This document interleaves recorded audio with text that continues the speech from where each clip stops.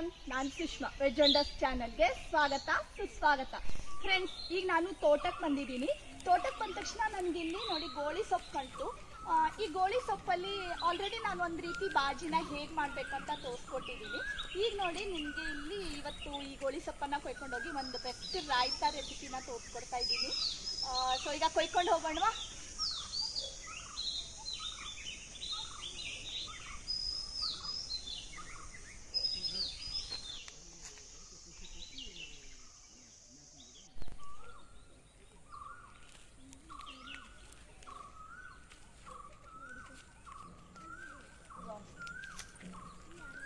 ಎಷ್ಟು ಚೆನ್ನಾಗಿ ಕಾಣಿಸ್ತಾ ಇದೆ ಅಲ್ವಾ? ಎಷ್ಟು ಫ್ರೆಶ್ ಆಗಿ ಕೂಡ ಇದೆ ಇದು.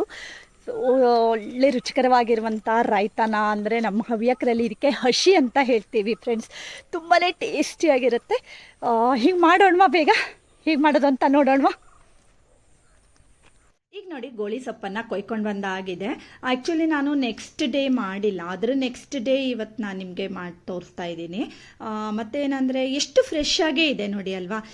ಹೇಗೆ ಅಂದರೆ ನಾನು ಈ ರೀತಿ ಒಂದು ಬಾಳೆ ಎಲೆಯಲ್ಲಿ ಅದನ್ನು ಸುತ್ತಬಿಟ್ಟು ಅದನ್ನು ಫ್ರಿಜ್ಜಲ್ಲಿ ಇಟ್ಕೊಂಡಿದ್ದೆ. ಸೊ ಈ ರೀತಿ ಮಾಡ್ಕೊಳ್ಳೋದ್ರಿಂದ ನೋಡಿ ಸೊಪ್ಪು ಬೇಗ ಹಾಳಾಗೋದಿಲ್ಲ. ಬಾಳೆ ಎಲೆಯಲ್ಲಿ ಸುತ್ತಿಟ್ಕೊಂಡ್ರೆ ತುಂಬ ದಿನಗಳವರೆಗೆ ಕರ್ಬೇವಿನ ಸೊಪ್ಪಾಗಲಿ ಈ ರೀತಿಗೆ ಯಾವುದಾದ್ರೂ ಸೊಪ್ಪುಗಳಾಗಿರಲಿ ಚೆನ್ನಾಗೇ ಇರುತ್ತೆ, ಫ್ರೆಶ್ ಆಗೇ ಇರುತ್ತೆ. ಈಗ ನೋಡಿ ಇದನ್ನು ನಾನು ಒಂದು ಸರಿ ಎಲ್ಲ ಎಲೆಗಳನ್ನೆಲ್ಲ ಚೆಕ್ ಮಾಡ್ಕೊಳ್ಬೇಕು. ಯಾಕೆಂದರೆ ಕೆಲವೊಂದು ಸರಿ ಎಲೆ ಕೆಳಗಡೆ ಎಲ್ಲ ಹುಳುಗಳೆಲ್ಲ ಇರ್ತವೆ ಅಲ್ವಾ? ಸೊ ಚೆನ್ನಾಗಿ ಚೆಕ್ ಮಾಡಿಕೊಂಡು ಮತ್ತು ಈ ರೀತಿ ಇದ್ರ ಕದ್ರೆಲ್ಲ ಏನು ಬಂದಿದೆ ಅಲ್ವಾ ಅದನ್ನೆಲ್ಲ ತೆಕ್ಕೊಂಡು ರೆಡಿ ಮಾಡ್ಕೊಳ್ಳೋಣ. ನೆಕ್ಸ್ಟು ಈ ಸೊಪ್ಪನ್ನು ಚೆನ್ನಾಗಿ ತೊಳ್ಕೊಂಡು ಉಪ್ಪು ನೀರಲ್ಲಿ ಒಂದು 10 ನಿಮಿಷ ಇಟ್ಕೊಂಡು ಆಮೇಲೆ ಪುನಃ ತೊಳ್ಕೊಂಡು ಈಗ ನಾನು ಇದನ್ನು ಚಿಕ್ಕದಾಗಿ ಹೆಚ್ಕೊಳ್ತಾ ಇದ್ದೀನಿ. ಮತ್ತು ನೋಡಿ ಇದು ಮಾಡೋದು ಕೂಡ ತುಂಬ ಸುಲಭ ಮತ್ತು ನಮ್ಮ ಹೆಲ್ತ್ ಕೂಡ ಇದು ತುಂಬ ಒಳ್ಳೆಯದು ಅಂತ ಹೇಳ್ಬೋದು. ಮತ್ತು ನೋಡಿ ಇದು ಬಾಯಿ ಹುಣ್ಣನ್ನು ಹೋಗಲಾಡಿಸ್ಕೊಳ್ಳೋದಕ್ಕೆ ಮತ್ತು ಹಿಮೋಗ್ಲೋಬಿನ್ ಹೆಚ್ಚಾಗೋದಕ್ಕೆ ಎಲ್ಲ ಇದೊಂದೊಳ್ಳೆ ಸೊಪ್ಪು. ನೆಕ್ಸ್ಟ್ ನೋಡಿ ಸ್ಟವ್ ಆನ್ ಮಾಡಿಬಿಟ್ಟು ನಾನು ಇದಕ್ಕೆ 2 ಚಮಚ ಆಗುವಷ್ಟು ಕೊಬ್ಬರಿ ಎಣ್ಣೆನ ಹಾಕ್ಕೊಂಡಿದ್ದೀನಿ. ಹಾಗೆ 1 ಚಮಚ ಉದ್ದಿನ ಬೇಳೆನ ಹಾಕ್ಕೊಳ್ತಾ ಇದ್ದೀನಿ. ಮತ್ತು 1 ಚಮಚ ಆಗುವಷ್ಟು ಸಾಸಿವೆನ ಹಾಕ್ಕೊಳ್ತಾ ಇದ್ದೀನಿ. ಮತ್ತು 1/4 ಚಮಚ ಆಗುವಷ್ಟು ಜೀರಿಗೆನ ಹಾಕ್ಕೊಂಡಿದ್ದೀನಿ. ಬೇಡ ಅಂದರೆ ಸ್ಕಿಪ್ ಮಾಡ್ಕೊಳ್ಬೋದು. 1/4 ಚಮಚ ಆಗುವಷ್ಟು ಎಳ್ಳನ್ನು ಹಾಕ್ಕೊಂಡಿದ್ದೀನಿ.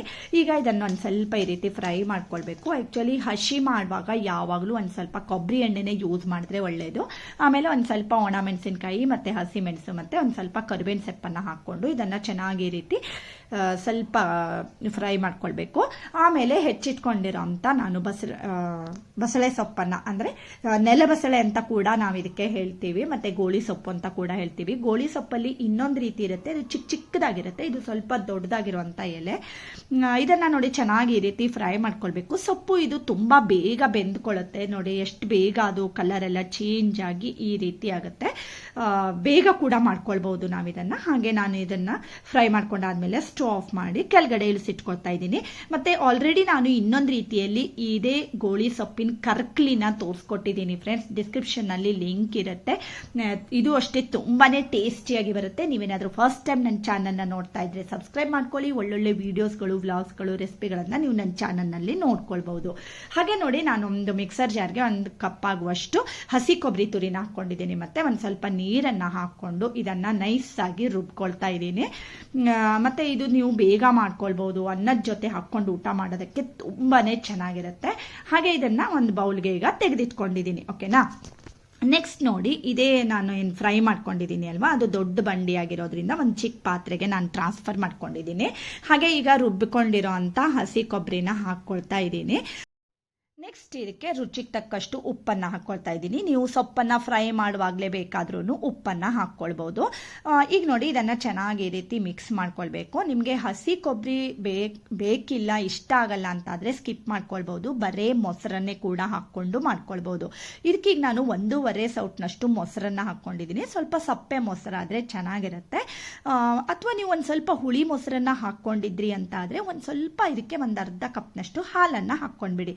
ಮತ್ತು ನೀವು ಕಾಯನ್ನು ಸ್ಕಿಪ್ ಮಾಡಿ ಕೂಡ ಮಾಡ್ಕೊಳ್ಬಹುದು ಅಥವಾ 2 ಹಾಕ್ಕೊಂಡು ಕೂಡ ಮಾಡ್ಕೊಳ್ಬಹುದು. ಹಾಗೆ ಇದಕ್ಕೆ ನಾನು ಲಾಸ್ಟಲ್ಲಿ 1 ಈರುಳ್ಳಿನ ಚಿಕ್ಕದಾಗಿ ಹೆಚ್ಕೊಂಡು ಈ ರೀತಿ ಮಿಕ್ಸ್ ಮಾಡ್ಕೊಳ್ತಾ ಇದ್ದೀನಿ. ಒಗ್ಗರಣೆಗೆ ಹಾಕೋದ್ರಕ್ಕಿಂತ ಈ ರೀತಿ ನೀವು ಇದಕ್ಕೆ ಈ ಹಸಿಗೆ ಲಾಸ್ಟಲ್ಲಿ ಹಾಕ್ಕೊಳ್ಳೋದ್ರಿಂದ ತುಂಬಾ ಟೇಸ್ಟಿಯಾಗಿರುತ್ತೆ ಫ್ರೆಂಡ್ಸ್. ನೋಡಿ ಎಷ್ಟು ಚೆನ್ನಾಗಿ ಟೇಸ್ಟಿಯಾಗಿರುವಂಥ ಗೋಳಿ ಸೊಪ್ಪಿನ ಹಸಿ ಅಥವಾ ಗೋಳಿ ಸೊಪ್ಪಿನ ರಾಯ್ತಾ ರೆಡಿಯಾಗಿದೆ ಫ್ರೆಂಡ್ಸ್. ಇದು ಅನ್ನದ ಜೊತೆ ಹಾಕ್ಕೊಂಡು ಊಟ ಮಾಡೋದಕ್ಕೆ ತುಂಬಾ ಚೆನ್ನಾಗಿರುತ್ತೆ. ಖಂಡಿತ ಖಂಡಿತ ನೀವು ಒಂದ್ಸಾರಿ ಈ ಗೋಳಿ ಸೊಪ್ಪಿನ ಹಸಿ ರಾಯ್ತಾನ ಟ್ರೈ ಮಾಡಿ ಹೇಗೆ ಬಂತು ಅಂತ ಕಮೆಂಟ್ ಬಾಕ್ಸ್ನಲ್ಲಿ ಕಮೆಂಟ್ ಮಾಡಿ. ಇಷ್ಟ ಆದರೆ ಲೈಕ್ ಮಾಡೋದನ್ನು ಮರಿಬೇಡಿ. ಇವತ್ತಿನ ವಿಡಿಯೋ ಇಷ್ಟ ಆದರೆ ಲೈಕ್ ಮಾಡಿ, ಶೇರ್ ಮಾಡಿ ಮತ್ತು ಸಬ್ಸ್ಕ್ರೈಬ್ ಮಾಡಿ. Thank you for watching.